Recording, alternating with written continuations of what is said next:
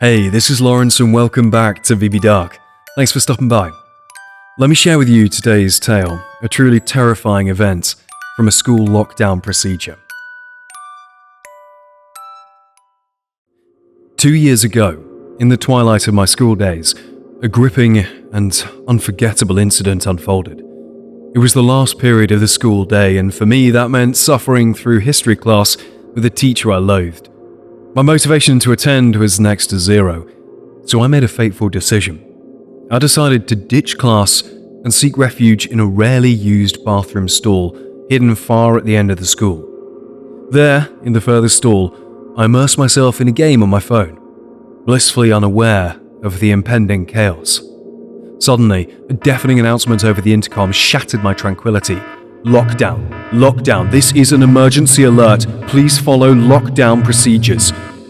I dismissed it as another routine practice drill, continuing to sit in my hiding spot. But then, all the lights in the building went dark simultaneously.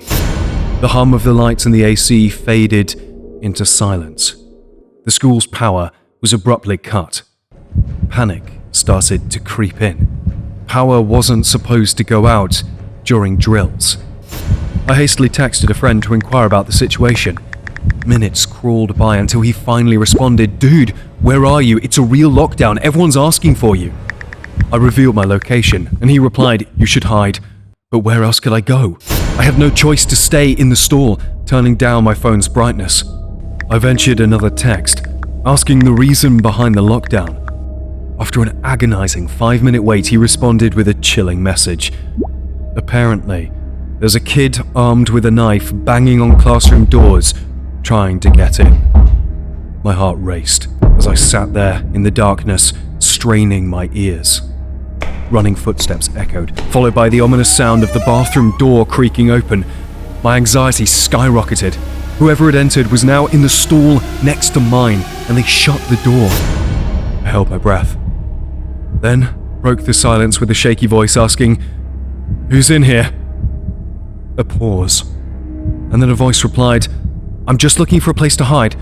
I heard there was a lockdown."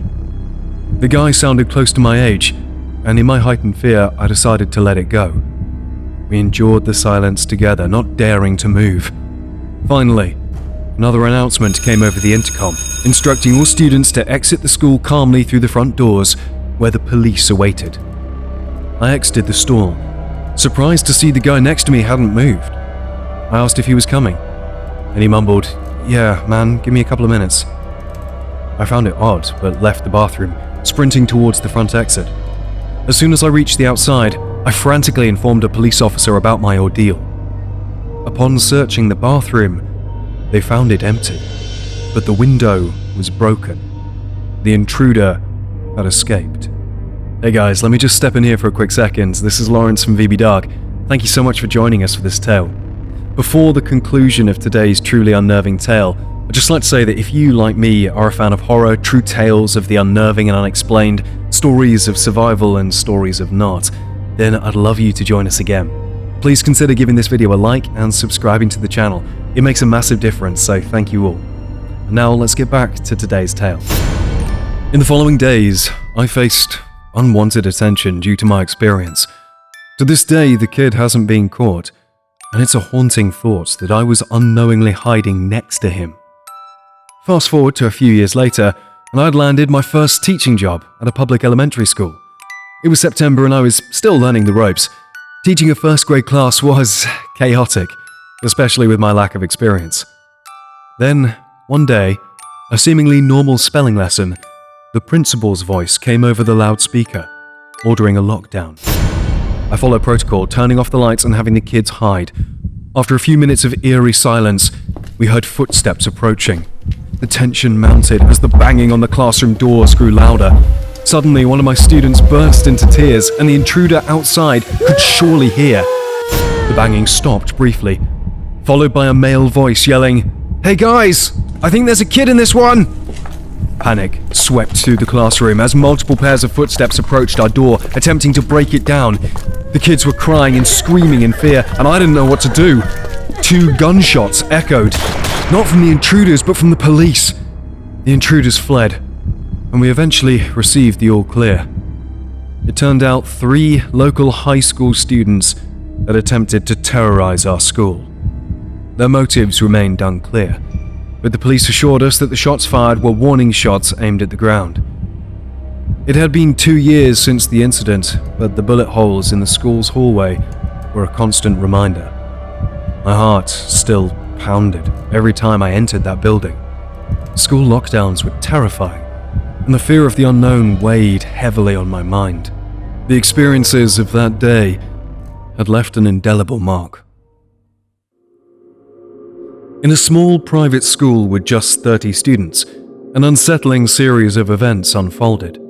An assistant coach, who had adopted 2 sons from the school, began to exhibit concerning behavior. He started contacting a former student, insisting on taking them out for a meal despite repeated refusals.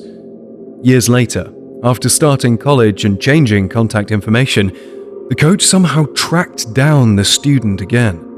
He sent a disturbing email expressing a desire for friendship. When the student firmly rejected his advances and threatened to involve their attorney father, the coach finally ceased contact.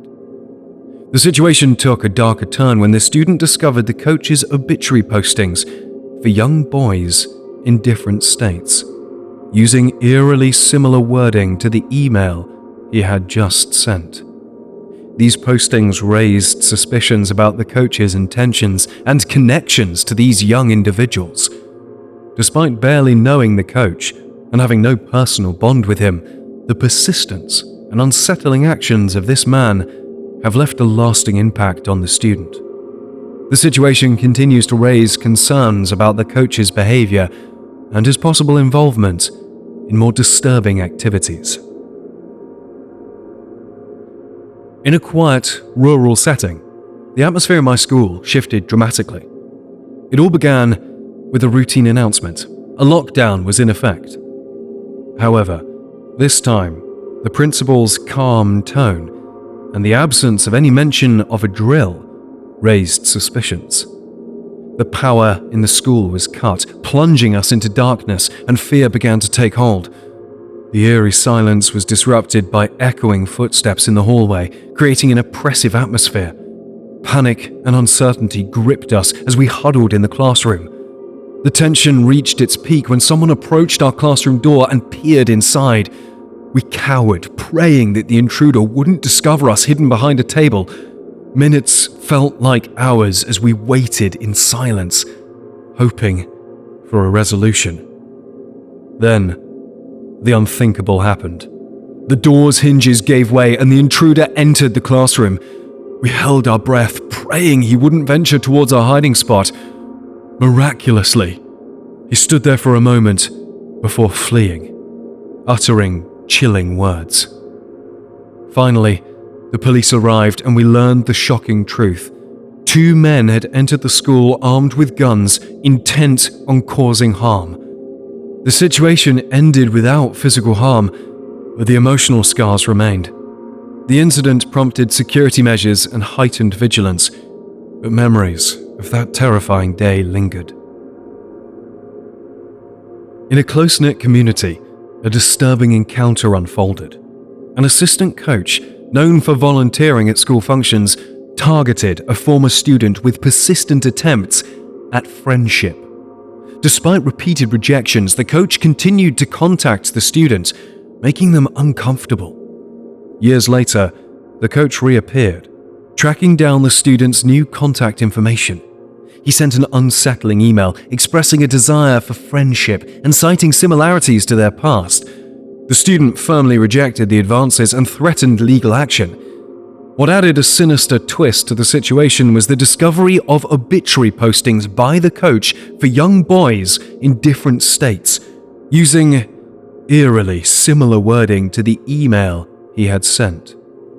These postings raised concerns about the coach's intentions and connections to these young individuals. Despite lacking a personal bond with the coach, the student was deeply unsettled by his actions and felt the need to take precautions. The incident cast a long shadow, raising disturbing questions about the coach's behavior and potential involvement in more sinister activities. Hi, I'm Lawrence from VB Dark. Thanks for joining us for today's tale. I do hope you enjoyed it. We'll be posting regular content just like this, so if you're a fan of what we're doing here and would like more stories of the dark, the unexplained, and the truly terrifying, then please do subscribe to the channel and hit the notification bell. Let us know what you thought of today's tale and anything you'd like us to cover in the future. What's the scariest thing that's ever happened to you? Let us know down below. Stay safe, don't trust the shadows, and see you next time.